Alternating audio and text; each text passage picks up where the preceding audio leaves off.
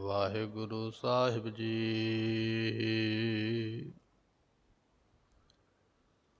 अंत न पावत देव सबੈ मुना, इंद्र महाशिव जोग करी। पुन बेद बरंच विचार रहयो, हर जाप न छाड्यो एक घरी। मथुरा जन को प्रभ दीन दयाल है, संगत श्रेष्ठ निहाल करी। रामदास गुरु जग तारन को, गुर जोत अर्जुन माहे धरी। रामदास गुरु जग तारन को, गुर जोत अर्जुन माहे धरी। पूरा प्रभ आराध्या, पूरा जाका नाओ। नानक पूरा पाया, पूरे के गुण गाओ। सुकाओ होटल गुर सेविया, अहनिस सहज सुभाए। दर्शन परसै गुरु का, जन्म मरण दुख जा। वै सिफतक संबंधी, नूर अरसों कुरसों। तुद डिठे सचे पातशाह, मल जन्म जन्म दी। तुद डिठे सचे पातशाह, मल जन्म जन्म दी कटिया।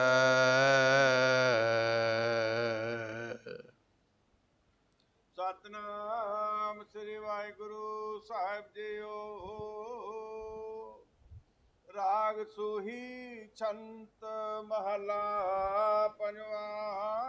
कार पहला एक ओंकार सतगुर प्रसाद। सुन बावरे तू काहे देख पुलाना। सुन बावरे नेहू कूड़ा लायो कुसंब रंगाना। कूड़ी देख पुलो अड लह न मुलो। गोविंद नाम मजीठा। थीवे लाला आयत गुलाला। शब्द चीन गुर मीठा। मिथ्या मोह मगन थी रहा, झूठ संग लपटाना। नानक दीन सरन कृपा निध, राख लाज भगताना। सुन बावरे तू काहे देख पुलाना। वाहिगुरु जी का खालसा, वाहिगुरु जी की फतेह। पतत पावन किरपा निधान, गरीब नवाज सतगुरु। गुरु ग्रंथ साहिब जीआं दी पावन पवित्र हजूरी दा आनंद मान रही गुरु की संगत। ਅੰਮ੍ਰਿਤ ਵੇਲੇ ਮਹਾਰਾਜ ਸਾਹਿਬ ਜੀਆਂ ਨੇ ਗੁਰਬਾਣੀ ਦੀਆਂ ਦਾਤਾਂ ਬਖਸ਼ਿਸ਼ ਕੀਤੀਆਂ। ਕੀਰਤਨ ਅਤੇ ਨਿਤਨੇਮ ਦੀ ਦਾਤ ਸਰਵਨ ਕਰਕੇ ਲਾਹਾ ਪ੍ਰਾਪਤ ਕਰਿਆ ਹੈ। ਇਸ ਵੇਲੇ ਮਹਾਰਾਜ ਸਾਹਿਬ ਜੀ ਕਿਰਪਾ ਕਰਕੇ ਗੁਰਬਾਣੀ ਦੀ ਜੋ ਕਥਾ ਹੈ, ਸ਼ਬਦ ਦਰ ਸ਼ਬਦ ਆਪਾਂ ਲੜੀਵਾਰ ਕਥਾ ਸਰਵਣ ਕਰ ਰਹੇ ਹਾਂ। ਤਿਸ ਦਾ ਸਮਾਂ ਹੋਇਆ ਹੈ, ਆਓ ਕੁਝ ਸਮੇਂ ਲਈ ਆਪਣੇ ਮਨ ਦੇ ਧਿਆਨ ਨੂੰ ਟਿਕਾਈਏ। ਭਾਵਨਾ ਦੇ ਨਾਲ ਸਤਿਗੁਰਾਂ ਦੇ ਅੰਮ੍ਰਿਤ ਬਚਨ ਸਰਵਣ ਕਰੀਏ। ਮਿਲ ਕੇ ਆਖੀਏ ਸਤਿਨਾਮ ਸ੍ਰੀ ਵਾਹਿਗੁਰੂ ਸਾਹਿਬ ਜੀ। ਸਤਨਾਮ ਸ੍ਰੀ ਵਾਹਿਗੁਰੂ ਸਾਹਿਬ ਜੀਓ। ਰਾਗ ਸੂਹੀ ਛੰਤ ਮਹਲਾ ਪੰਜਵਾ ਘਰ ਪਹਿਲਾ। ਸੂਹੀ ਰਾਗ ਦਾ ਇਹ ਸ਼ਬਦ ਹੈ। ਇੱਥੋਂ ਪੰਜਵੇਂ ਪਾਤਸ਼ਾਹ ਮਹਾਰਾਜ ਸਾਹਿਬ ਜੀਆਂ ਦੇ ਸ਼ੰਤ ਨਾਮ ਦੀ ਬਾਣੀ ਸ਼ੁਰੂ ਹੋ ਰਹੀ ਹੈ। ਪਹਿਲਾਂ ਆਪਾਂ ਧੰਨ ਗੁਰੂ ਰਾਮਦਾਸ ਮਹਾਰਾਜ ਜੀਆਂ ਦੇ ਸ਼ਬਦ ਸਰਵਣ ਕਰੇ ਸਨ। ਇੱਥੋਂ ਹੁਣ ਗੁਰੂ ਅਰਜਨ ਦੇਵ ਮਹਾਰਾਜ ਸਾਹਿਬ ਜੀਆਂ ਦੀ ਬਾਣੀ ਜੋ ਹੈ ਉਹ ਪ੍ਰਾਰੰਭ ਹੋ ਰਹੀ ਹੈ। ਮਹਾਰਾਜ ਜੀ ਸ਼ੰਤ ਬਖਸ਼ਿਸ਼ ਕਰਦੇ ਨੇ। ਪਹਿਲੇ ਘਰ ਦੇ ਅੰਦਰ ਗਾਉਣ ਦਾ ਹੁਕਮ ਹੈ। ਇੱਕ ਓੰਕਾਰ ਸਤਿਗੁਰ ਪ੍ਰਸਾਦ। ਓੰਕਾਰ ਪਰਮਾਤਮਾ ਨਿਰੰਕਾਰ ਪਰਮੇਸ਼ਰ ਅਕਾਲ ਪੁਰਖ ਇੱਕ ਹੈ। ਉਹਦੇ ਵਰਗਾ ਦੂਜਾ ਕੋਈ ਨਹੀਂ ਹੈ। ਉਹਦੀ ਪ੍ਰਾਪਤੀ ਜਿਹੜੀ ਹੈ ਉਹ ਗੁਰੂ ਦੀ ਪ੍ਰਸੰਨਤਾ ਲੈ ਕੇ ਹੁੰਦੀ ਹੈ। ਸੁਣ ਬਾਵਰੇ ਤੂੰ ਕਾਹੇ ਦੇਖ ਭੁਲਾਨਾ। ਸਤਿਗੁਰੂ ਮਹਾਰਾਜ ਕਹਿਣ ਲੱਗੇ ਸੁਣ ਬਾਵਰੇ। ਬਾਵਰਾ ਕਹਿੰਦੇ ਝੱਲੇ ਨੂੰ। ਆਪਾਂ ਕਹਿ ਦਿੰਦੇ ਇਹ ਤੇ ਸ਼ੁਦਾਈ ਹੈ, ਇਹ ਤੇ ਪਾਗਲ ਹੈ, ਇਹ ਤੇ ਝੱਲਾ ਹੈ। ਤਿੰਨ ਚਾਰ ਸ਼ਬਦ ਆਪਾਂ ਵਰਤਦੇ ਹਾਂ ਨਾ। ਮਹਾਰਾਜ ਨੇ ਬਾਵਰੇ ਸ਼ਬਦ ਵੀ ਝੱਲੇ ਪਾਗਲ ਵਾਸਤੇ ਵਰਤਿਆ ਹੈ। ਕਹਿਣ ਲੱਗੇ ਉਹ ਪਾਗਲਾ ਸੁਣ ਬਚਨ ਧਿਆਨ ਦੇ ਨਾਲ। ਕੀ ਬਚਨ ਸੁਣਨਾ ਹੈ? ਤੂੰ ਕਾਏ ਦੇਖ ਭੁਲਾਨਾ। ਇਹ ਝੂਠੇ ਪਦਾਰਥਾਂ ਮਿਥਿਆ ਪਦਾਰਥਾਂ ਨੂੰ ਵੇਖ ਕੇ ਕਿਉਂ ਭੁੱਲ ਗਿਆ ਹੈ? ਜਿਹੜਾ ਵਾਰ-ਵਾਰ ਭੁੱਲ ਜਾਵੇ, ਵਾਰ-ਵਾਰ ਗਲਤੀ ਕਰੇ, ਉਹਨੂੰ ਆਪਾਂ ਕੀ ਆਖਦੇ ਹਾਂ? ਇਹ ਤੇ ਕਮਲਾ ਹੈ। ਇਸ ਪਾਗਲ ਨੂੰ ਸਮਝ ਨਹੀਂ ਹੈ। ਮਹਾਰਾਜ ਨੇ ਉਹ ਸ਼ਬਦ ਤਾਂ ਵਰਤਿਆ। ਕਹਿਣ ਲੱਗੇ ਕਾਏ ਦੇਖ ਭੁਲਾਨਾ। ਦੁਨੀਆ ਦੇ ਪਦਾਰਥਾਂ ਨੂੰ ਵੇਖ ਕੇ ਕਿਉਂ ਭੁੱਲ ਗਿਆ ਹੈ?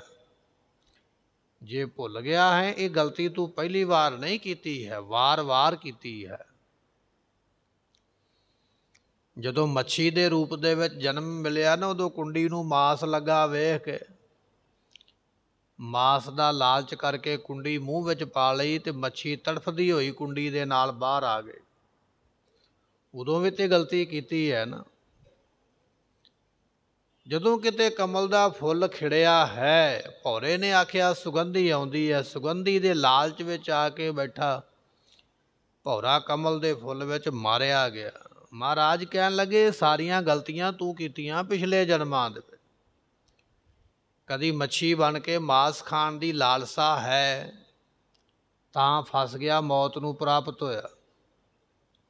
ਕਦੀ ਭੌਰਾ ਬਣ ਕੇ ਸੁਗੰਧੀ ਲੈਣ ਦੀ ਇੱਛਾ ਹੈ, ਕਮਲ ਫੁੱਲ ਵਿੱਚ ਫਸ ਗਿਆ, ਮੌਤ ਨੂੰ ਪ੍ਰਾਪਤ ਹੋਇਆ।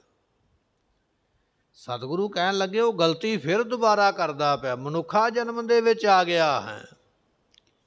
ਇੱਥੇ ਆ ਕੇ ਪਦਾਰਥ ਜਿਹੜੇ ਮਿਥਿਆ ਨਾਸਵੰਤ ਨੇ, ਫਿਰ ਉਹਨਾਂ ਦੇ ਵਿੱਚ ਪੈ ਗਿਆ ਵੀ ਆਹ ਵੀ ਪਦਾਰਥ ਲੈ ਲਵਾਂ, ਆਹ ਵੀ ਵਸਤੂ ਲੈ ਲਵਾਂ। ਸੁਣ ਬਾਬਰੇ ਐ ਝੱਲਿਆ ਸੁਣ, ਤੂੰ ਕਾਏ ਦੇਖ ਭੁਲਾਨਾ। ਤੂੰ ਨਾਸਵੰਤ ਮਿਥਿਆ ਪਦਾਰਥਾਂ ਨੂੰ ਵੇਖ ਕੇ ਕਿਉਂ ਭੁੱਲ ਗਿਆ ਹੈ? ਗੁਰਮੁਖੋ ਸਮਝਣ ਵਾਸਤੇ ਬਚਨ, ਜਿਹੜੀ ਮਿਥਿਆ ਸ਼ਬਦ ਆਪਾਂ ਵਰਤਦੇ ਹਾਂ ਨਾ, ਮਿਥਿਆ ਵਸਤੂ ਉਹਨੂੰ ਕਿਹਾ ਜਾਂਦਾ ਜਿਹੜੀ ਪਹਿਲਾਂ ਨਾ ਹੋਵੇ ਔਰ ਬਾਅਦ ਵਿੱਚ ਵੀ ਨਾ ਹੋਵੇ। ਜਿਵੇਂ ਮੰਨ ਲਓ ਇਹ ਸਾਡਾ ਸਰੀਰ ਹੈ, ਇਹ ਜਨਮ ਤੋਂ ਪਹਿਲਾਂ ਨਹੀਂ ਸੀ ਹੈਗਾ, ਹੁਣ ਹੈ, ਔਰ ਮੌਤ ਤੋਂ ਬਾਅਦ ਵੀ ਇਹ ਸਾਡਾ ਸਰੀਰ ਰਹੇਗਾ ਨਹੀਂ। ਇਸ ਕਰਕੇ ਸਰੀਰ ਨੂੰ ਮਿਥਿਆ ਆਖਿਆ ਹੈ।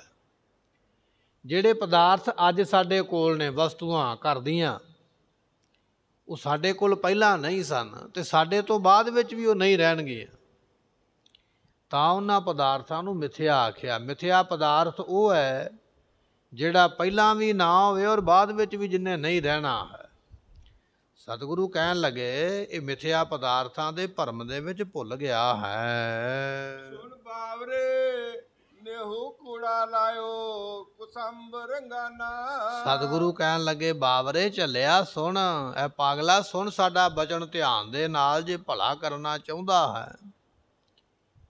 ਜਿਵੇਂ ਕੁਸੁੰਬੇ ਦਾ ਫੁੱਲ ਹੁੰਦਾ ਨਾ, ਉਹਦਾ ਰੰਗ ਬੜਾ ਕੱਚਾ ਮੰਨਿਆ, ਹੱਥ ਨੂੰ ਲੱਗ ਜਾਵੇ, ਹੱਥ ਨੂੰ ਪਾਣੀ ਲਾ ਦਈਏ ਰੰਗ ਲੈ ਜਾਂਦਾ। ਸਤਿਗੁਰੂ ਕਹਿਣ ਲੱਗੇ ਇਹ ਦੁਨੀਆ ਦੇ ਪਦਾਰਥਾਂ ਦਾ ਰੰਗ ਜਿਹੜਾ ਨਾ ਕੁਸੁੰਬੇ ਦੇ ਫੁੱਲ ਵਰਗਾ ਹੈ, ਕੱਚਾ ਤੇ ਨਾਸਵੰਤ। ਤੇ ਤੂੰ ਉਹਨਾਂ ਕੂੜੇ ਝੂਠੇ ਪਦਾਰਥਾਂ ਦੇ ਵੱਲ ਵੇਖ ਕੇ ਭੁੱਲ ਗਿਆ। ਜਿਵੇਂ ਕੁਸੁੰਬੇ ਦਾ ਫੁੱਲ ਦਾ ਰੰਗ ਲੈ ਜਾਣ ਵਾਲਾ ਹੈ, ਇਹ ਜਿਹੜੇ ਪਦਾਰਥ ਤੇਰੇ ਕੋਲ ਅੱਜ ਆਏ ਨੇ ਇਹ ਵੀ ਲੈ ਜਾਣ ਵਾਲੇ ਨੇ, ਮੁੱਕ ਜਾਣ ਵਾਲੇ, ਚਲੇ ਜਾਣ ਵਾਲੇ। ਤੂੰ ਵੇਖ ਕੇ ਭੁੱਲ ਗਿਆ ਵੀ ਇਹ ਸੱਚਾ ਹੀ ਹੈ ਸਭ ਕੁਝ ਜੋ ਹੈ।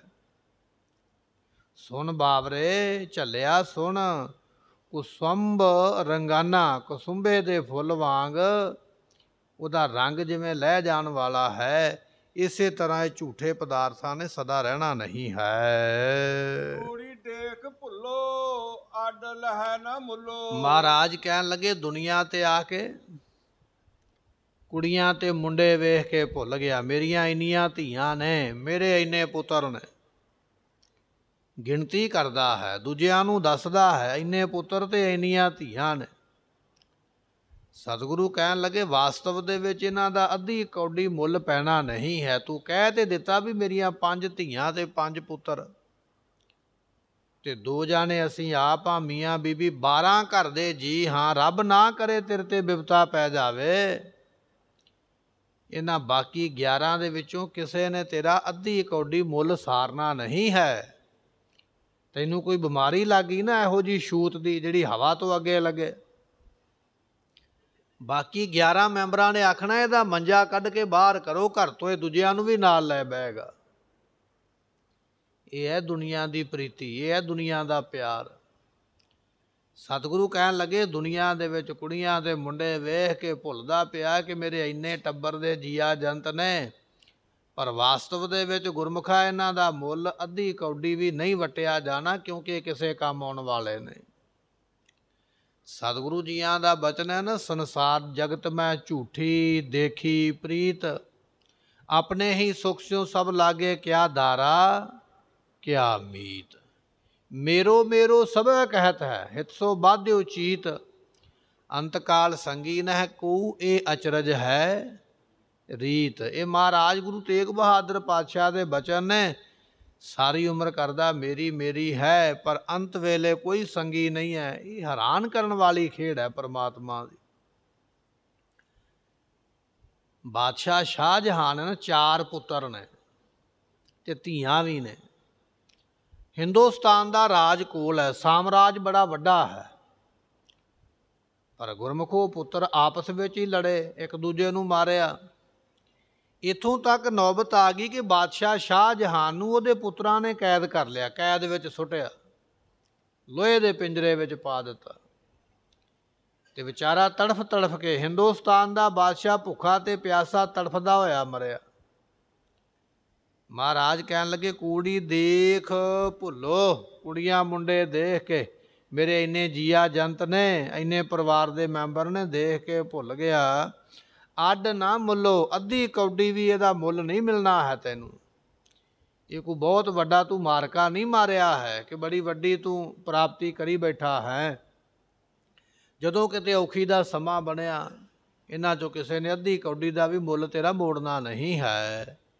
ਫਿਰ ਬਖਸ਼ਿਸ਼ ਕਰਦੇ ਹਨ। ਕੂੜੀ ਦੇਖ ਭੁੱਲੋ ਅੱਡ ਲਹੈ ਨਾ ਮੁੱਲੋ। ਜਾਂ ਆਪਾਂ ਇਸ ਤਰ੍ਹਾਂ ਕਹਿ ਲਈਏ, ਕੂੜੀ ਤੋਂ ਭਾਵ ਹੈ ਝੂਠੀ ਦੁਨੀਆ ਵੇਖ ਕੇ, ਝੂਠੀ ਦੁਨੀਆ ਦੇ ਝੂਠੇ ਪਦਾਰਥ ਵੇਖ ਕੇ ਭੁੱਲ ਗਿਆ ਇਹ ਦੁਨੀਆ ਮੇਰੀ ਹੈ, ਇਹ ਸਾਕ ਸੰਬੰਧੀ ਮੇਰੇ ਨੇ, ਰਿਸ਼ਤੇਦਾਰ ਮੇਰੇ ਨੇ, ਜ਼ਮੀਨ ਜਾਇਦਾਦ ਮੇਰੀ ਹੈ। ਭੁੱਲ ਗਿਆ ਵੇਖ ਕੇ ਦੁਨੀਆ ਦੇ ਪਦਾਰਥਾਂ ਨੂੰ, ਪਰ ਅੱਡ ਨਾ ਮੁੱਲੋ। ਅਸਲ ਵਿੱਚ ਇਹਦਾ ਮੁੱਲ ਤੇਰੇ ਕੋਲ ਅੱਧੀ ਕੌਡੀ ਵੀ ਨਹੀਂ ਹੈ। ਇਹ ਤੇਰੇ ਨਹੀਂ ਹਨ, ਇਹ ਕਿਸੇ ਹੋਰ ਦੇ ਹਨ। ਇੱਕ ਸ਼ਾਹੂਕਾਰ ਦੀ ਲੜਕੀ ਬਿਮਾਰ ਹੋ ਗਈ। ਜਦੋਂ ਉਹ ਲੜਕੀ ਠੀਕ ਸੀ, ਕਿਤੇ ਬਚਪਨ ਦੇ ਵਿੱਚ, ਜਵਾਨੀ ਦੇ ਵਿੱਚ, ਸ਼ਾਹੂਕਾਰ ਨੇ ਬੜੇ ਗਹਿਣੇ ਬਣਾਏ ਆਪਣੀ ਧੀ ਵਾਸਤੇ। ਜਦੋਂ ਬਿਮਾਰ ਹੋ ਗਈ ਲੜਕੀ ਨੇ ਵੇਖਿਆ ਵੀ ਮੇਰੇ ਬਚਣ ਦਾ ਤੇ ਕੋਈ ਉਮੀਦ ਹੈ ਨਹੀਂ, ਬਾਪੂ ਨੂੰ ਇਸ਼ਾਰਾ ਕਰਕੇ ਆਖਿਆ, ਕਹਿਣ ਲੱਗੀ ਬਾਪੂ ਜਿਹੜੇ ਮੇਰੇ ਗਹਿਣੇ ਗੱਟੇ ਬਣਾਏ ਨਾ ਉਹ ਗਰੀਬਾਂ ਵਿੱਚ ਦਾਨ ਕਰ ਦੇ, ਮੈਨੂੰ ਕੋਈ ਫਲ ਮਿਲੇਗਾ ਜਦੋਂ ਮੈਂ ਪਰਲੋਕ ਵਿੱਚ ਜਾਵਾਂਗੀ। ਤੇ ਸ਼ਾਹੂਕਾਰ ਨੇ ਆਖਿਆ, ਕਹਿਣ ਲੱਗਾ ਧੀਏ ਵੀ ਅੱਜ ਨਹੀਂ ਤੇ ਕੱਲ ਤੂੰ ਠੀਕ ਹੋ ਜਾਣਾ, ਦਵਾਈ ਕਰਾਉਂਦੇ ਪਿਆ, ਵੈਦ ਹਕੀਮ ਇਲਾਜ ਕਰਦੇ ਪਏ, ਹੋਰ 10 ਦਿਨਾਂ ਨੂੰ ਮਹੀਨੇ ਨੂੰ ਠੀਕ ਹੋ ਜਾਏਗੀ, ਉਹ ਗਹਿਣੇ ਤੂੰ ਹੀ ਪਾਉਣੇ, ਕਿਉਂ ਆਪਾਂ ਕਿਸੇ ਨੂੰ ਦੇਣੇ ਨੇ। ਇਸ ਤਰ੍ਹਾਂ ਕਹਿ ਕੇ ਟਾਲ ਦਿੱਤਾ। ਹੋਰ 15-20 ਦਿਨ ਲੰਘੇ, ਉਹਦੀ ਹਾਲਤ ਹੋਰ ਜ਼ਿਆਦਾ ਖਰਾਬ ਹੋ ਗਈ, ਉਹਨੂੰ ਬੋਲਣੋਂ ਵੀ ਵਿਚਾਰੀ ਰਹਿ ਗਈ। ਰਿਸ਼ਤੇਦਾਰ ਇਕੱਠੇ ਹੋ ਗਏ ਪਤਾ ਲੈਣ ਵਾਸਤੇ। ਲੜਕੀ ਨੇ ਵੇਖਿਆ ਹੁਣ ਦੁਨੀਆ ਤੋਂ ਜਾਣ ਦਾ ਟਾਈਮ ਆ ਗਿਆ, ਫਿਰ ਬਾਪੂ ਨੂੰ ਬੁਲਾ ਕੇ ਇਸ਼ਾਰਾ ਕੀਤਾ ਆਪਣੇ ਹੱਥਾਂ ਦੇ ਵੱਲ, ਕਦੇ ਆਪਣੇ ਕੰਨਾਂ ਦੇ ਵੱਲ ਇਸ਼ਾਰਾ ਕਰਕੇ ਸਮਝਾਉਂਦੀ ਪਈ ਹੈ ਵੀ ਮੇਰੇ ਹੱਥਾਂ ਪੈਰਾਂ ਦੇ ਗਹਿਣੇ ਜਿਹੜੇ ਨੇ ਉਹ ਦਾਨ ਕਰ ਦੇ, ਗਰੀਬਾਂ ਨੂੰ ਦੇ ਦੇ, ਮੈਨੂੰ ਉਹਦਾ ਫਲ ਮਿਲ ਜਾਏਗਾ। ਤੇ ਰਿਸ਼ਤੇਦਾਰਾਂ ਨੇ ਪੁੱਛਿਆ ਸ਼ਾਹੂਕਾਰ ਨੂੰ ਵੀ ਇਹ ਧੀ ਕੀ ਆਂਦੀ ਹੈ, ਤੇ ਸ਼ਾਹੂਕਾਰ ਅੱਗੋਂ ਜਵਾਬ ਦੇਣ ਲੱਗਾ, ਕਹਿਣ ਲੱਗਾ ਇਹ ਧੀ ਕਹਿੰਦੀ ਹੈ ਕਿ ਮੇਰੇ ਹੱਥਾਂ ਪੈਰਾਂ ਵਿੱਚ ਬੜਾ ਦਰਦ ਹੋ ਰਿਹਾ ਹੈ, ਮੈਂ ਬੜੀ ਦੁਖੀ ਹਾਂ, ਮੈਨੂੰ ਬੜੀ ਤਕਲੀਫ ਹੋ ਰਹੀ ਹੈ। ਕਹਿਣ ਤੋਂ ਭਾਵ ਕਿ ਉਹ ਚੱਲ ਵਸੀ ਪਰ ਉਹਦੇ ਗਹਿਣੇ ਦਾਨ ਕਰਕੇ ਦਾਨ ਦਾ ਫਲ ਕਿਵੇਂ ਮਿਲਣਾ ਹੈ, ਨਹੀਂ ਕੁਝ ਵੀ ਮਿਲਿਆ। ਮਹਾਰਾਜ ਕਹਿਣ ਲੱਗੇ ਕੁੜੀ ਦੇਖ ਭੁੱਲੋ ਅੱਡ ਨਾ ਮੁੱਲੋ, ਇਹ ਝੂਠੀ ਦੁਨੀਆ ਦੇ ਝੂਠੇ ਪਦਾਰਥ ਵੇਖ ਕੇ ਭੁੱਲ ਗਿਆ, ਪਰ ਇਹਦਾ ਮੁੱਲ ਜਿਹੜਾ ਹੈ ਉਹ ਤੈਨੂੰ ਅੱਧੀ ਕੌਡੀ ਵੀ ਪ੍ਰਾਪਤ ਨਹੀਂ ਹੋਣਾ ਹੈ। ਗੋਬਿੰਦ ਨਾਮ ਮਜੀਠਾ, ਜਿਹੜਾ ਗੋਬਿੰਦ ਪਰਮਾਤਮਾ ਹੈ ਉਹਦਾ ਨਾਮ ਭਾਈ ਮਜੀਠ ਦੇ ਵਾਂਗ ਪੱਕਾ ਹੈ। ਮਜੀਠੀ ਰੰਗ ਜਿਹੜਾ ਕਦੇ ਉਤਰਦਾ ਨਹੀਂ ਹੈ, ਕਪੜਾ ਭਾਵੇਂ ਪਾੜ ਜਾਏ। ਕਹਿਣ ਲੱਗੇ ਗੋਬਿੰਦ ਪਰਮਾਤਮਾ ਦਾ ਨਾਮ ਹੈ ਮਿੱਠਾ, ਔਰ ਨਾਲ ਹੀ ਗੁਰਮੁਖੋ ਮਜੀਠ ਦੇ ਵਾਂਗ ਪੱਕਾ ਹੈ। ਜੀਵੇ ਲਾਲਾ ਅਤ ਗੁਲਾਲਾ, ਸ਼ਬਦ ਚੀਨ ਗੁਰ ਮੀਠਾ। ਮਹਾਰਾਜ ਕਹਿਣ ਲੱਗੇ ਥੀਵੈ ਲਾਲਾ, ਤੂੰ ਗੁਰੂ ਦਾ ਜੇ ਦਾਸ ਬਣ ਜਾਵੇਂ, ਲਾਲਾ ਨਾਮ ਹੈ ਦਾਸ ਦਾ, ਜੇ ਗੁਰੂ ਦਾ ਦਾਸ ਬਣ ਜਾਵੇਂ, ਸ਼ਬਦ ਗੁਰ ਮੀਠਾ, ਗੁਰੂ ਦੇ ਸ਼ਬਦ ਨੂੰ ਜਪੇ, ਜਦੋਂ ਉਹ ਗੁਰੂ ਦਾ ਸ਼ਬਦ ਤੈਨੂੰ ਮਿੱਠਾ ਲੱਗਣ ਲੱਗ ਪਵੇ, ਤੂੰ ਚੀਨ ਕਹੀਏ ਇਸ ਤਰ੍ਹਾਂ ਜਾਣ ਲਵੇਂ ਵੀ ਹੁਣ ਮੈਨੂੰ ਗੁਰੂ ਦਾ ਸ਼ਬਦ ਮਿੱਠਾ ਲੱਗਣ ਲੱਗ ਪਿਆ ਹੈ, ਹੁਣ ਮੈਨੂੰ ਰਸ ਆਉਣ ਲੱਗ ਪਿਆ ਹੈ। ਤੇ ਪਾਤਸ਼ਾਹ ਕਹਿਣ ਲੱਗੇ ਅਤ ਗੁਲਾਲਾ, ਇਹ ਫਿਰ ਗੂੜਾ ਨਾਮ ਦਾ ਰੰਗ ਤੈਨੂੰ ਪ੍ਰਾਪਤ ਹੁੰਦਾ ਹੈ। ਮਿਥਿਆ ਮੋਹ ਮਗਨ ਥੀ ਰਹਾ, ਝੂਠ ਸੰਗ ਲਤਾਨਾ। ਮਹਾਰਾਜ ਕਹਿਣ ਲੱਗੇ ਦੁਨੀਆ ਦੇ ਪਦਾਰਥਾਂ ਦਾ ਮੋਹ ਭਾਈ ਮਿਥਿਆ ਹੈ। ਮਿਥਿਆ ਕਹੀਏ ਝੂਠਾ, ਕਿਸੇ ਵੀ ਚੀਜ਼ ਨਾਲ ਆਪਾਂ ਮੋਹ ਲਾ ਲਿਆ ਨਾ, ਜਿਹਦੇ ਨਾਲ ਵੀ ਮੋਹ ਲਾਇਆ ਹੈ, ਮਿਥਿਆ ਮੋਹ ਮਗਨ ਥੀ ਰਹਿਆ, ਝੂਠੇ ਪਦਾਰਥਾਂ ਵਿੱਚ ਮੋਹ ਲਾ ਕੇ ਬੈਠਾ, ਮਸਤ ਹੋ ਕੇ ਬੈਠਾ ਹੈ। ਝੂਠ ਸੰਗ ਲਪਟਾਨਾ, ਅਤੇ ਝੂਠ ਦੇ ਨਾਲ ਲੰਪਟ ਹੋਇਆ ਹੈ। ਝੂਠ ਬੋਲਣ ਦੇ ਵਿੱਚ, ਝੂਠੇ ਪਦਾਰਥਾਂ ਨੂੰ ਇਕੱਠੇ ਕਰਨ ਵਿੱਚ ਲੰਪਟ ਹੋ ਰਿਹਾ, ਉਹਦੇ ਵਿੱਚ ਲੱਗਾ ਹੋਇਆ ਹੈ। ਨਾਨਕ ਦੀਨ ਸਰਨ ਕਿਰਪਾ ਨਿਧ, ਬੇਨਤੀ ਕਰ ਹੈ ਪ੍ਰਮਾਤਮਾ ਮੈਂ ਦੀਨ ਹੋ ਕੇ, ਗਰੀਬ ਹੋ ਕੇ ਆਪ ਜੀ ਦੀ ਸ਼ਰਨ ਵਿੱਚ ਆਇਆ, ਕਿਰਪਾ ਦੇ ਨਿਧਾਨ ਖਜ਼ਾਨੇ ਪ੍ਰਮਾਤਮਾ। ਲੱਖ ਲਾਜ ਭਗਤਾਨਾ, ਜਿਵੇਂ ਆਪਣੇ ਭਗਤਾਂ ਦੀ ਲਾਜ ਰੱਖਦੇ ਹੋ, ਭਗਤ ਕਬੀਰ ਸਾਹਿਬ ਜੀਆਂ ਦੀ, ਭਗਤ ਨਾਮਦੇਵ ਜੀਆਂ ਦੀ, ਐਸੇ ਤਰ੍ਹਾਂ ਉਹਨਾਂ ਭਗਤਾਂ ਦੇ ਵਾਂਗ ਆਪ ਜੀ ਮੇਰੀ ਵੀ ਲਾਜ ਪੈਜ ਰੱਖਣਾ ਕਰੋ। ਸੁਣ ਬਾਵਰੇ ਸੇਵ ਠਾਕੁਰ ਨਾਥ ਪੁਰਾਣਾ। ਮਹਾਰਾਜ ਕਹਿਣ ਲੱਗੇ ਉਹ ਬਾਵਰੇ ਝੱਲਿਆ, ਸੁਣ ਧਿਆਨ ਦੇ ਨਾਲ ਬਚਨ, ਜਿਹੜਾ ਉਹ ਠਾਕੁਰ ਮਾਲਕ ਹੈ ਨਾ, ਉਹ ਤੇਰੇ ਪ੍ਰਾਣਾਂ ਦਾ ਨਾਥ ਕਹੀਏ ਮਾਲਕ ਹੈ। ਜਿਹੜੇ ਤੇਰੇ ਪ੍ਰਾਣ ਚੱਲਦੇ ਪਏ ਸਵਾਸ, ਇਹਨਾਂ ਦਾ ਮਾਲਕ ਉਹ ਪਰਮਾਤਮਾ ਹੈ। ਉਸ ਪਰਮਾਤਮਾ ਦੀ ਸੇਵਾ ਕਰਨੀ ਕਰ। ਸੁਣ ਬਾਵਰੇ ਜੋ ਆਇਆ ਤਿਸ ਜਾਣਾ। ਐ ਪਾਗਲਾ, ਐ ਝੱਲਿਆ ਸੁਣ ਬਚਨ, ਜਿਹੜਾ ਦੁਨੀਆ ਤੇ ਆਇਆ ਹੈ ਉਹਨੇ ਦੁਨੀਆ ਤੋਂ ਜਾਣਾ ਵੀ ਹੈ, ਭਾਵੇਂ ਉਹ ਦੁਨੀਆ ਦੀ ਕੋਈ ਵੀ ਵਸਤੂ ਹੈ। ਮੰਨ ਲਓ ਜੇ ਆਪਾਂ ਰੁੱਖ ਵੀ ਲਾ ਦਿੱਤਾ ਨਾ, ਨਿੱਕਾ ਜਿਹਾ ਬੂਟਾ ਪੌਦਾ ਲਾਇਆ, ਪਿਉਂਦ ਲਾਈ ਹੈ, ਉਹ ਇੱਕ ਦਿਨ ਵੱਡਾ ਹੋਵੇਗਾ, ਫੁੱਲ ਦੇਵੇਗਾ, ਫਲ ਦੇਵੇਗਾ, ਇੱਕ ਦਿਨ ਉਹ ਸਮਾਂ ਆਵੇਗਾ ਰੁੱਖ ਵੀ ਵਿਚਾਰਾ ਸੁੱਕ ਜਾਏਗਾ। ਦੁਨੀਆ ਤੇ ਜੋ ਵੀ ਆਇਆ ਹੈ, ਭਾਵੇਂ ਉਹ ਰੁੱਖ ਪੌਦਾ ਹੈ, ਭਾਵੇਂ ਉਹ ਪਸ਼ੂ ਪੰਛੀ ਹੈ, ਉਹਨੇ ਚਲੇ ਜਾਣਾ ਹੈ। ਸੁਣ ਬਾਵਰੇ ਜੋ ਆਇਆ ਤਿਸ ਜਾਣਾ, ਜਿਹੜਾ ਜਨਮ ਲੈ ਕੇ ਦੁਨੀਆ ਵਿੱਚ ਆ ਗਿਆ ਉਹਨੇ ਇਸ ਦੁਨੀਆ ਤੋਂ ਜਾਣਾ ਵੀ ਹੈ। ਨੇਚਲ ਹਬ ਵੈਸੀ ਸੁਣ ਪਰਦੇਸੀ, ਸੰਤ ਸੰਗ ਮਿਲ ਰਹੀਐ। ਮਹਾਰਾਜ ਨੇ ਇਸ ਜੀਵ ਨੂੰ ਪਰਦੇਸੀ ਆਖਿਆ ਹੈ। ਗੁਰਮੁਖੋ ਪਰਦੇਸੀ ਉਹ ਹੁੰਦਾ ਹੈ ਜਿਹੜਾ ਇਸ ਦੇਸ਼ ਦਾ ਨਾ ਹੋਵੇ, ਦੂਜੇ ਦੇਸ਼ ਦਾ ਹੋਵੇ, ਉਸ ਨੂੰ ਪਰਦੇਸੀ ਆਖਿਆ ਜਾਂਦਾ ਹੈ। ਆਪਾਂ ਇਸ ਦੇਸ਼ ਦੇ, ਇਸ ਦੁਨੀਆ ਦੇ ਵਸਨੀਕ ਨਹੀਂ ਹਾਂ। ਸਾਡੀ ਦੁਨੀਆ ਕੋਈ ਦੂਜੀ ਹੈ। ਅਸੀਂ ਕਿਸੇ ਦੂਜੇ ਲੋਕ ਵਿੱਚੋਂ ਆਏ ਹਾਂ, ਤਾਂ ਸਾਨੂੰ ਇੱਥੇ ਪਰਦੇਸੀ ਆਖਿਆ ਹੈ। ਮਹਾਰਾਜ ਕਹਿਣ ਲੱਗੇ, ਸੁਣ ਪਰਦੇਸੀ, ਐ ਪਰਦੇਸੀ ਜੀਵ ਸੁਣ। ਨਿਸ਼ਚਲ ਦੁਨੀਆ ਦੇ ਵਿੱਚ ਨਿਸ਼ਚਲ ਸਦਾ ਰਹਿਣ ਵਾਲਾ ਹੱਬ ਵੈਸੀ ਕੋਈ ਨਹੀਂ ਹੈ। ਦੁਨੀਆ ਦੇ ਵਿੱਚ ਸਦਾ ਰਹਿਣ ਵਾਲਾ ਪੱਕੇ ਤੌਰ 'ਤੇ ਕੋਈ ਨਹੀਂ ਹੈ। ਹੇ ਪਰਦੇਸੀ, ਦੂਜੇ ਦੇਸ਼ ਤੋਂ ਆਏ ਐ ਜੀਵ ਸੁਣ। ਬਚਨ ਧਿਆਨ ਦੇ ਨਾਲ, ਇਸ ਦੁਨੀਆ ਵਿੱਚ ਸਦਾ ਕੋਈ ਰਹਿੰਦਾ ਨਹੀਂ।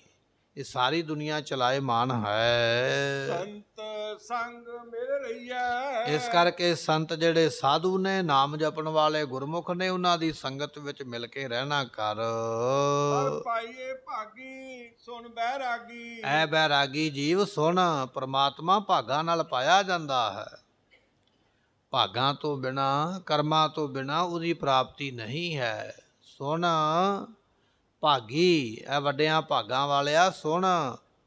ਜਦੋਂ ਬੈਰਾਗਵਾਨ ਹੋ ਜਾਏਗਾ ਤਾਂ ਤੇਰੇ ਭਾਗਾਂ ਵਿੱਚ ਉਸ ਪਰਮਾਤਮਾ ਦੀ ਪ੍ਰਾਪਤੀ ਹੈ। ਚਰਨ ਪ੍ਰਭੂ ਗਹਿ ਰਹੀਐ। ਇਸ ਕਰਕੇ ਪਰਮਾਤਮਾ ਦੇ ਚਰਨਾਂ ਨੂੰ ਫੜ ਕੇ ਰੱਖਣਾ ਕਰ, ਉਹਦੇ ਚਰਨਾਂ ਦਾ ਧਿਆਨ ਧਾਰਨਾ ਕਰ। ਇਹੋ ਮਨ ਦੀਜੈ ਸੰਕ ਨਾ ਕੀਜੈ। ਇਹ ਮਨ ਜਿਹੜਾ ਹੈ, ਇਹ ਗੁਰੂ ਨੂੰ ਭੇਟ ਕਰਨਾ ਹੈ ਤੇ ਫਿਰ ਸ਼ੰਕਾ ਨਹੀਂ ਕਰਨਾ ਹੈ, ਕਾਨ ਕਨੌੜ ਨਹੀਂ ਕਰਨੀ ਹੈ ਕਿ ਮੈਂ ਮਨ ਦਿੱਤਾ ਹੈ, ਮੈਂ ਤਨ ਦਿੱਤਾ ਹੈ। ਭਾਈ ਸੰਮਣ ਤੇ ਮੂਸਣ ਦੀ ਸਾਖੀ ਪੜ੍ਹਦੇ ਹਨ। ਜਦੋਂ ਆਪਣਾ ਸਿਰ ਕੁਰਬਾਨ ਕਰਕੇ ਗੁਰੂ ਪਾਤਸ਼ਾਹ ਨੂੰ ਲੰਗਰ ਛਕਾਇਆ ਨਾ, ਮਹਾਰਾਜ ਨੇ ਉੱਥੇ ਬਚਨ ਆਖਿਆ, ਕਹਿਣ ਲੱਗੇ, ਭਾਈ ਸੰਮਣ ਤੇ ਭਾਈ ਮੂਸਣ ਜੀ, ਤੁਸੀਂ ਸਿਰ ਦਿੱਤਾ ਹੈ, ਸਰੀਰ ਦਿੱਤਾ ਹੈ, ਤਨ ਦਿੱਤਾ ਹੈ, ਬੜੀ ਚੰਗੀ ਗੱਲ ਹੈ, ਪਰ ਇਹ ਤਨ ਦੇਣ ਤੋਂ ਮਗਰੋਂ ਵੀ ਮਾਣ ਨਹੀਂ ਕਰਨਾ ਹੈ ਕਿ ਮੈਂ ਦਿੱਤਾ ਹੈ। ਦੁਨੀਆ ਵਿੱਚ ਤੁਹਾਡੇ ਤੋਂ ਪਹਿਲਾਂ ਕਈ ਹੋਏ ਨੇ ਜਿਨ੍ਹਾਂ ਨੇ ਆਪਣੇ ਸਿਰ ਲਾ ਕੇ ਆਪਣੇ ਇਸ਼ਟ ਦੇਵ ਨੂੰ ਦਿੱਤੇ। ਸੰਮਣ ਜਿਉ ਸੋ ਪ੍ਰੇਮ ਕੀ ਦਮ ਕਿਉ ਹੋਤੀ ਸਾਠ, ਰਾਵਣ ਹੋਤੇ ਸੋ ਰੰਕ ਨਾ ਜਿਨ ਸਿਰ ਦੀਨੇ ਕਾਟ। ਜੇ ਆਪਣਾ ਤਨ ਦਿੱਤਾ ਹੈ ਤੇ ਤਨ ਦੇ ਕੇ ਵੀ ਮਾਣ ਨਹੀਂ ਕਰਨਾ ਹੈ। ਤੇ ਮਹਾਰਾਜ ਕਹਿਣ ਲੱਗੇ, ਇਹੋ ਮਨ ਦੀਜੈ ਸੰਕ ਨਾ ਕੀਜੈ। ਜੇ ਆਪਣਾ ਮਨ ਗੁਰੂ ਨੂੰ ਦੇ ਦਿੱਤਾ, ਫਿਰ ਵੀ ਸ਼ੰਕਾ ਨਹੀਂ ਕਰਨੀ ਕਿ ਮੈਂ ਮਨ ਦੇ ਦਿੱਤਾ ਹੈ, ਮੈਂ ਗੁਰੂ ਦਾ ਦਾਸ ਬਣ ਗਿਆ, ਮੇਰਾ ਮਨ ਤੇ ਗੁਰੂ ਚਰਨਾਂ ਵਿੱਚ ਲੱਗ ਗਿਆ। ਮਨ ਦੇ ਕੇ ਤਾਂ ਵੀ ਸ਼ੰਕੇ ਤੋਂ ਨਿਰਵਿਰਤ ਰਹਿਣਾ ਹੈ, ਸ਼ੰਕੇ ਤੋਂ ਦੂਰ ਰਹਿਣਾ ਹੈ। ਗੁਰਮੁਖ ਤਜ ਬਹੁ ਮਾਣਾ। ਮੁਖੀ ਗੁਰਾਂ ਦੇ ਕੋਲ ਬੈਠ ਕੇ ਜਿਹੜਾ ਬਹੁ ਮਾਣਾ, ਬੜਾ ਮਾਣ ਹੈ ਨਾ ਤੇਰੇ ਮਨ ਵਿੱਚ ਵੀ ਮੇਰੇ ਵਰਗਾ ਕੋਈ ਨਹੀਂ ਹੈ, ਇਸ ਮਾਣ ਨੂੰ ਛੱਡ ਦੇ।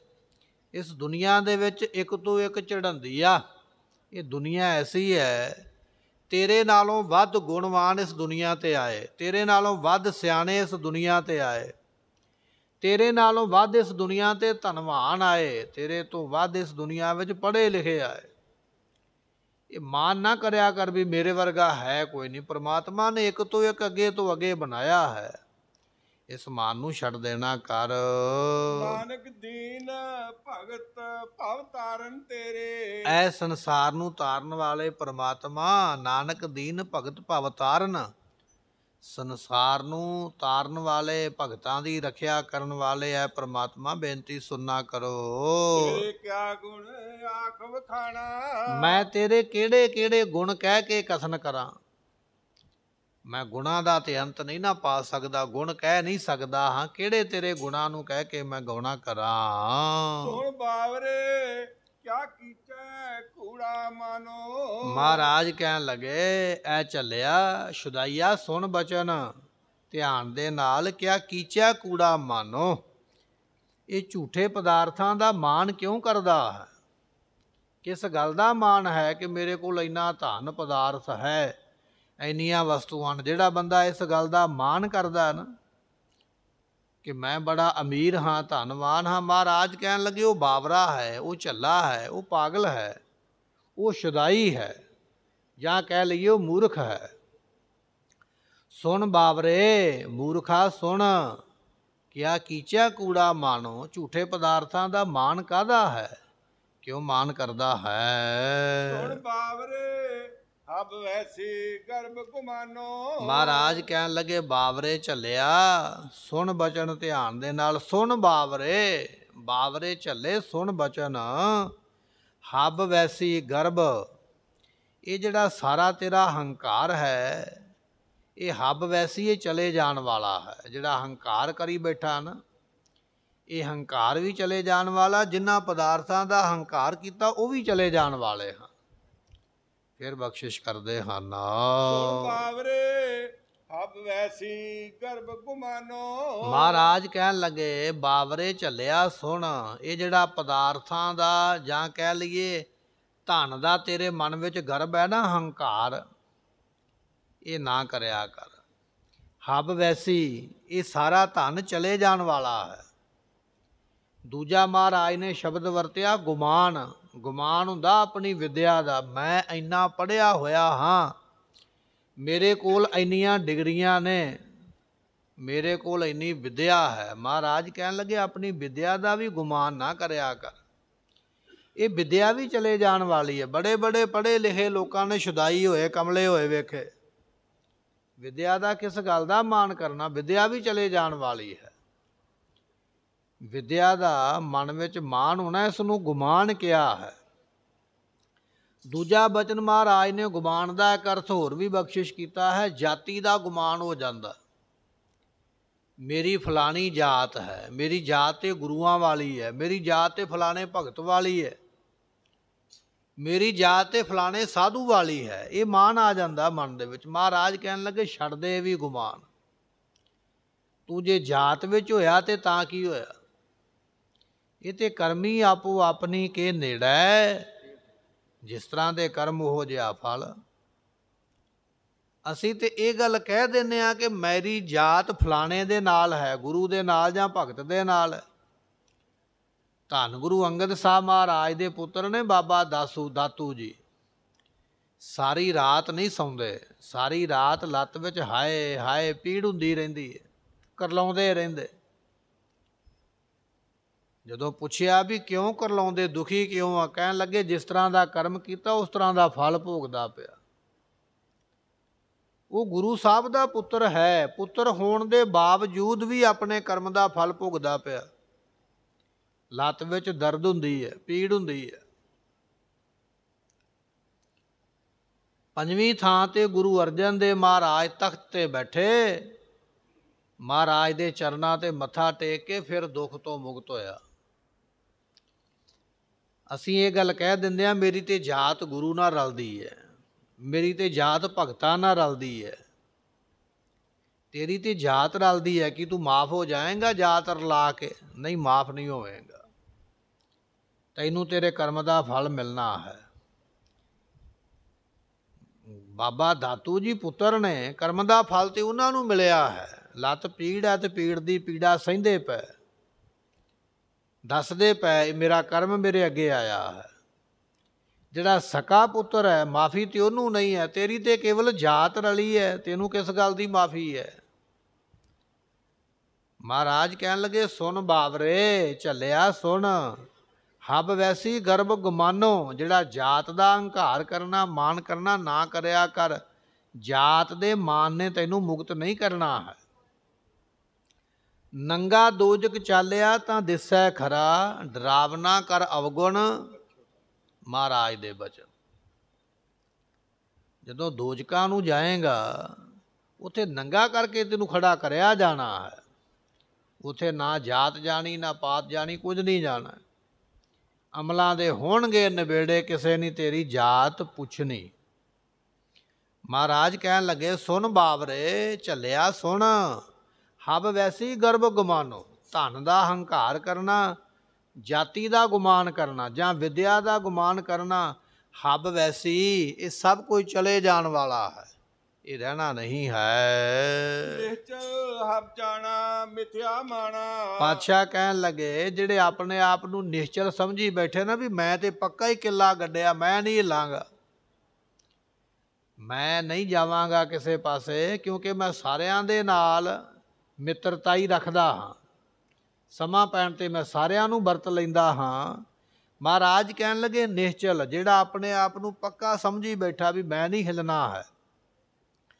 ਪਾਤਸ਼ਾਹ ਕਹਿਣ ਲੱਗੇ ਨਿਸ਼ਚਲ ਹਬ ਜਾਣਾ, ਜ਼ਰੂਰ ਬਾਹਰ ਜ਼ਰੂਰ ਜਾਣਾ ਹੀ ਪੈਣਾ ਹੈ।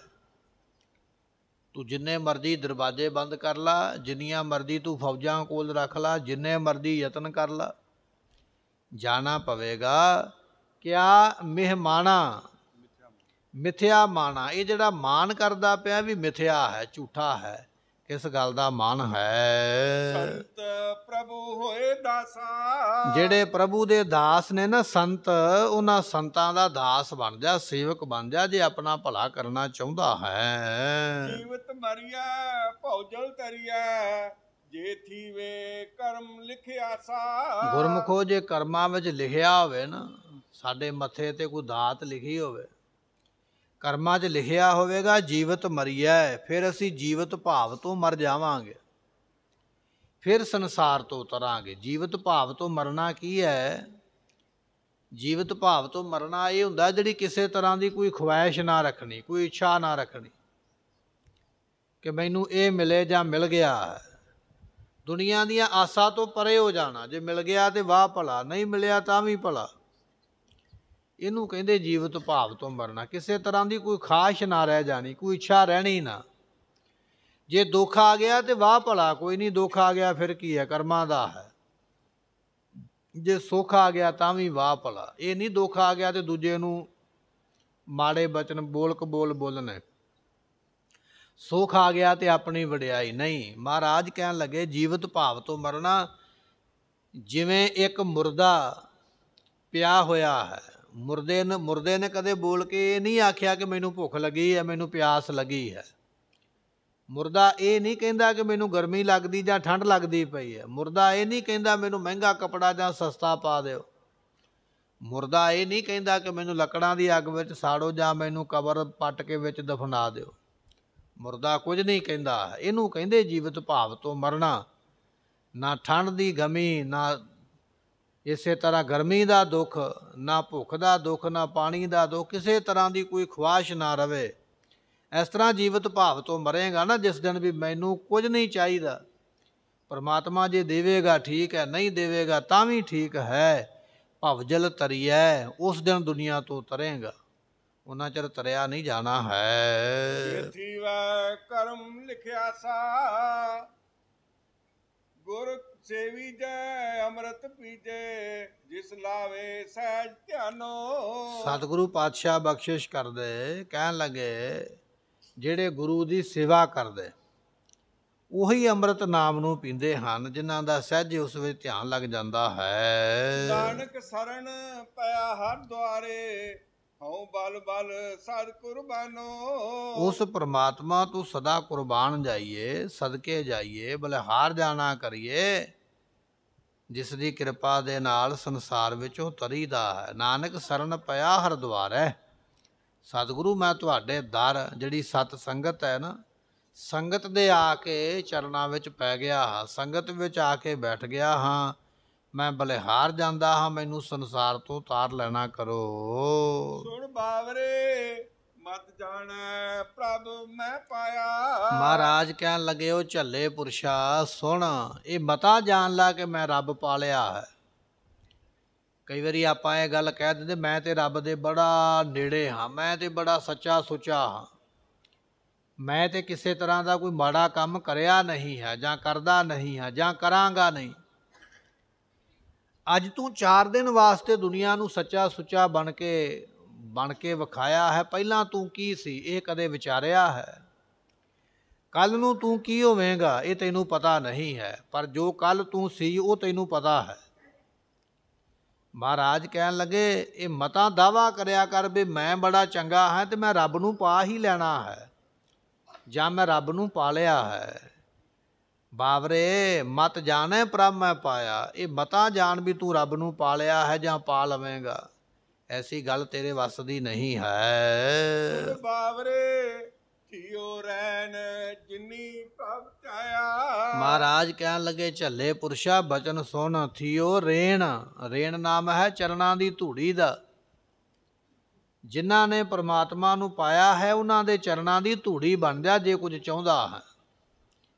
ਜਿਵੇਂ ਮੰਨ ਲਓ ਭਗਤ ਕਬੀਰ ਸਾਹਿਬ ਜੀ ਨੇ, ਭਗਤ ਫਰੀਦ ਸਾਹਿਬ ਜੀ ਨੇ, ਐਸੇ ਜਿਹੜੇ ਗੁਰਮੁਖ ਨੇ ਜਾਂ ਜਿਹੜੇ ਐਸੇ ਸਾਧੂ ਨੇ, ਧੰਨ ਬਾਬਾ ਆਨੰਦ ਸਿੰਘ ਜੀ ਵਰਗੇ, ਜਿਨ੍ਹਾਂ ਨੇ ਪਰਮੇਸ਼ਰ ਦੀ ਪ੍ਰਾਪਤੀ ਕਰ ਲਈ ਹੈ, ਐਸੇ ਮਹਾਂਪੁਰਖਾਂ ਦੇ ਚਰਨਾਂ ਦੀ ਧੂੜੀ ਬਣ ਜੇ ਕੁਝ ਪਾਉਣਾ ਚਾਹੁੰਦਾ ਹੈ। ਸੁਣ ਬਾਵਰੇ ਥਿਓ ਰੇਣ। ਰੇਣ ਕਹੀਏ ਚਰਨਾਂ ਦੀ ਧੂੜੀ ਬਣ ਜਾ। ਕਾਹਦੇ ਵਾਸਤੇ? ਜਿਨੀ ਪ੍ਰਭ ਪਾਇਆ, ਜਿਨ੍ਹਾਂ ਨੇ ਪਰਮੇਸ਼ਰ ਪਾਇਆ ਹੈ ਉਹਨਾਂ ਦੇ ਚਰਨਾਂ ਦੀ ਧੂੜੀ ਬੰਨਾ ਕਰ। ਜਿਨ ਪ੍ਰਭ ਧਿਆਇਆ ਤਿਨ ਸੁਖ ਪਾਇਆ। ਜਿਨ੍ਹਾਂ ਨੇ ਪ੍ਰਮਾਤਮਾ ਨੂੰ ਧਿਆਇਆ ਹੈ ਨਾ, ਜਦੋਂ ਤੋਂ ਲੈ ਕੇ ਦੁਨੀਆ ਬਣੀ ਹੁਣ ਤੱਕ, ਜਿਨੇ ਪ੍ਰਮਾਤਮਾ ਨੂੰ ਧਿਆਇਆ ਉਹਨੇ ਸੁਖ ਹੀ ਪਾਇਆ ਹੈ। ਉਹਦੇ ਵਿੱਚੋਂ ਇੱਕ ਵੀ ਐਸਾ ਨਹੀਂ ਜਿਹੜਾ ਇਹ ਗੱਲ ਕਵੇ ਕਿ ਮੈਂ ਰੱਬ ਨੂੰ ਧਿਆ ਕੇ ਦੁਖੀ ਹੋਇਆ। ਦੁਨੀਆ ਵਿੱਚ ਬੰਦਾ ਕਿੰਨਾ ਵੀ ਮਾਹਰ ਹੋਵੇ, ਮਾਹਰ ਦਾ ਵੀ ਮਾਹਰ ਹੋਵੇ ਕਿਸੇ ਕੰਮ ਦੇ ਵਿੱਚ, ਉਸਤਾਦ ਹੋਵੇ, ਪਰ ਸਾਰੇ ਕੰਮ ਤੇ ਕਦੇ ਉਹਦੇ ਵੀ ਸਹੀ ਨਹੀਂ ਹੁੰਦੇ। ਕਿਸੇ ਕੰਮ ਵਿੱਚੋਂ ਤੇ ਉਹਨੇ ਵੀ ਘਾਟਾ ਖਾਧਾ ਹੋਵੇਗਾ, ਨੁਕਸਾਨ ਕਰਾਇਆ ਹੋਵੇਗਾ। ਪਰ ਗੁਰਮੁਖੋ ਪ੍ਰਮਾਤਮਾ ਦਾ ਨਾਮ ਇੱਕ ਇਹੋ ਜਿਹਾ, ਇਹਦੇ ਵਿੱਚੋਂ ਕਿਸੇ ਨੇ ਘਾਟਾ ਖਾਧਾ ਹੀ ਨਹੀਂ ਹੈ, ਕਿਸੇ ਦਾ ਨੁਕਸਾਨ ਨਹੀਂ ਹੋਇਆ। ਜਿਹਨੂੰ ਹੋਇਆ ਹੈ ਉਹਨੂੰ ਲਾਭ ਹੀ ਪ੍ਰਾਪਤ ਹੋਇਆ ਹੈ। ਮਹਾਰਾਜ ਕਹਿਣ ਲੱਗੇ, ਜਿਨੀ ਪ੍ਰਭ ਧਿਆਇਆ ਤਿਨ ਸੁਖ ਪਾਇਆ। ਜਿਨ੍ਹਾਂ ਨੇ ਰੱਬ ਨੂੰ ਧਿਆਇਆ ਹੈ ਘਾਟਾ ਕਿਸੇ ਨੂੰ ਨਹੀਂ ਪਿਆ, ਸਾਰਿਆਂ ਨੇ ਸੁਖ ਹੀ ਪ੍ਰਾਪਤ ਕੀਤਾ ਹੈ। ਵਡ ਭਾਗੀ ਦਰਸ਼ਨ ਪਾਈਏ। ਵੱਡਿਆਂ ਭਾਗਾਂ ਦੇ ਨਾਲ ਉਸ ਪ੍ਰਮਾਤਮਾ ਦੇ ਦਰਸ਼ਨ ਹੁੰਦੇ ਹਨ। ਥਿਓ ਨਿਮਾਣਾ ਸਤਿਗੁਰ ਬਾਣਾ। ਇਸ ਕਰਕੇ ਗੁਰਮੁਖਾ ਨਿਮਾਣਾ ਹੋ ਜਾ। ਨਿਮਾਣੇ ਤੋਂ ਭਾਵ ਹੈ ਮਾਣ ਕੋਈ ਨਾ ਰੱਖਣਾ, ਕਿਸੇ ਵੀ ਗੱਲ ਦਾ ਮਾਣ ਨਾ ਹੋਣਾ। ਮੇਰੀ ਉਮਰਾਂ ਇੰਨੀ ਹੈ, ਮੇਰੀ ਤੰਦਰੁਸਤੀ ਇੰਨੀ ਹੈ, ਮੇਰੇ ਕੋਲ ਇੰਨਾ ਕੁਝ ਹੈ, ਸਾਰੀਆਂ ਗੱਲਾਂ ਦੇ ਮਾਣ ਤੋਂ ਰਹਿਤ ਹੋ ਜਾਣਾ, ਉਹਨੂੰ ਕਿਹਾ ਜਾਂਦਾ ਹੈ ਨਿਮਾਣਾ, ਮਾਣ ਤੋਂ ਰਹਿਤ। ਥਿਓ ਨਿਮਾਣਾ। ਨਿਮਾਣਾ ਹੋ ਜਾ ਸਦ ਕੁਰਬਾਨਾ, ਤੇ ਸਦਾ ਵਾਸਤੇ ਗੁਰੂ ਪਰਮੇਸ਼ਰ ਤੋਂ ਕੁਰਬਾਨ ਜਾਣਾ ਕਰ। ਸਗਲਾ ਆਪ ਮਿਟਾਈਏ। ਅਤੇ ਫਿਰ ਆਪਣੇ ਮਨ ਦੇ ਵਿੱਚੋਂ ਹੰਕਾਰ ਖਤਮ ਕਰ ਦੇ। ਆਪ ਨਾਮ ਹੰਕਾਰ ਦਾ ਹੈ ਕਿ ਇਹ ਮੈਂ ਕਰਿਆ ਹੈ, ਇਹ ਮੈਂ ਕਰਾਂਗਾ, ਮੇਰੇ ਤੋਂ ਬਿਨਾਂ ਹੋ ਨਹੀਂ ਸਕਦਾ ਹੈ। ਇਹ ਆਪ ਹੰਕਾਰ, ਇਸ ਨੂੰ ਮਿਟਾ ਦੇਣਾ ਕਰ। ਉਹ ਧਨ ਭਾਗ ਸੁਧਾ ਜਿਨ ਪ੍ਰਭ ਲੱਦਾ, ਹਮ ਤਿਸ ਪੈ ਆਪ ਵਿਚਾਇਆ। ਸਤਿਗੁਰੂ ਬਖਸ਼ਿਸ਼ ਕਰਦੇ, ਕਹਿਣ ਲੱਗੇ ਉਹ ਗੁਰਮੁਖ ਧਨਤਾ ਯੋਗ ਹੈ। ਕਿਹੜਾ ਧਨਤਾ ਯੋਗ ਹੈ? ਜਿਨ ਪ੍ਰਭ ਲੱਦਾ, ਜਿਹਨੇ ਪ੍ਰਮਾਤਮਾ ਨੂੰ ਲੱਭ ਲਿਆ ਨਾ, ਉਹ ਭਾਈ ਵਿਅਕਤੀ ਧਨਤਾ ਦੇ ਯੋਗ ਹੈ। ਉਹ ਧਨ ਤੋਂ ਭਾਵ ਧਨਤਾ ਯੋਗ। ਉਹ ਭਾਗ, ਉਹ ਵੱਡਿਆਂ ਭਾਗਾਂ ਵਾਲਾ। ਆਪਾਂ ਨੂੰ ਦੁਨੀਆ ਵਿੱਚ ਕੋਈ ਵਸਤੂ ਮਿਲੇ ਤੇ ਆਪਾਂ ਉਹਨੂੰ ਵਧਾਈ ਦਿੰਦੇ ਹਾਂ, ਤੂੰ ਵੱਡਿਆਂ ਭਾਗਾਂ ਵਾਲਾ, ਤੈਨੂੰ ਇਹ ਮਿਲਿਆ ਹੈ। ਮਹਾਰਾਜ ਕਹਿਣ ਲੱਗੇ ਨਹੀਂ, ਵੱਡਿਆਂ ਭਾਗਾਂ ਵਾਲਾ ਉਹ ਹੈ ਜਿਹਨੂੰ ਪ੍ਰਮਾਤਮਾ ਮਿਲਿਆ ਹੈ, ਉਹਦੇ ਵਰਗੇ ਵੱਡੇ ਭਾਗ ਨਹੀਂ। ਉਹ ਧਨ, ਉਹ ਧਨਤਾ ਯੋਗ ਹੈ। ਉਹ ਭਾਗ, ਉਹ ਵੱਡਿਆਂ ਭਾਗਾਂ ਵਾਲਾ। ਉਹ ਸੁਦਾ, ਸੁਦਾ ਤੋਂ ਭਾਵ ਉਹ ਅਮਰ ਹੈ, ਸਦਾ ਰਹਿਣ ਵਾਲਾ, ਨਾਸ਼ ਹੋਣ ਤੋਂ ਰਹਿਤ ਹੋ ਗਿਆ, ਉਹ ਕਦੇ ਨਾਸ਼ ਨਹੀਂ ਹੋਵੇਗਾ। ਕੌਣ? ਜਿਨ ਪ੍ਰਭ ਲੱਦਾ, ਜਿਸ ਨੇ ਪ੍ਰਮਾਤਮਾ ਨੂੰ ਲੱਭ ਲਿਆ ਹੈ। ਹਮ ਤਿਸ ਪੈ ਆਪ ਵਿਚਾਇਆ। ਐਸੇ ਗੁਰਮੁਖ ਦੇ ਅੱਗੇ ਆਪਣਾ ਆਪ ਵੇਚ ਦੇ। ਜਿਹਨੇ ਪ੍ਰਮਾਤਮਾ ਨੂੰ ਲੱਭ ਲਿਆ ਨਾ, ਉਹਦੇ ਅੱਗੇ ਤੈਨੂੰ ਆਪਣਾ ਆਪ ਵੇਚਣਾ ਵੀ ਪਵੇ। ਵੇਚ ਦੇ ਵੀ ਮੈਂ ਤੇ ਤੇਰਾ ਦਾਸ ਹੀ ਬਣ ਗਿਆ, ਜਿਵੇਂ ਤੂੰ ਤਰਿਆ ਮੈਨੂੰ ਵੀ ਨਾਲ ਤਾਰ ਲਾ। ਬਚਨ ਆਪਾਂ ਪੜ੍ਹਦੇ ਹਾਂ ਗੁਰਬਾਣੀ ਦੇ ਅੰਦਰ, ਸਤਿਗੁਰੂ ਕਹਿਣ ਲੱਗੇ ਬਚਨ ਇਹ ਹੈ, ਜਿਹਨੇ ਪ੍ਰਮਾਤਮਾ ਨੂੰ ਪਾਇਆ ਹੈ। ਕੋਈ ਜਨ ਹਰਸਿਓ ਦੇਵੈ ਜੋਰ, ਚਰਨ ਗਹੋਂ ਬਕੋਂ ਸੁਭ ਰਸਨਾ ਦੀਜੈ। ਪ੍ਰਾਨ ਅਕੋਰ। ਦੁਨੀਆ ਦੇ ਲੋਕ ਤੇ ਭੇਟਾ ਦਿੰਦੇ ਪ੍ਰਸ਼ਾਦ ਦੀ ਲਿਆ ਕੇ, ਕੋਈ ਕੱਪੜੇ ਦੀ ਲਿਆ ਕੇ ਦਿੰਦਾ ਹੈ। ਮੈਂ ਤੇ ਆਪਣੀ ਜਾਨ ਦੀ ਭੇਟਾ ਦੇ ਦਿਆਂ, ਜਿੰਦ ਕੱਢ ਕੇ ਅੱਗੇ ਰੱਖ ਦਿਆਂ, ਜਿਹੜਾ ਮੈਨੂੰ ਰੱਬ ਨਾਲ ਜੋੜ ਦੇਵੇ।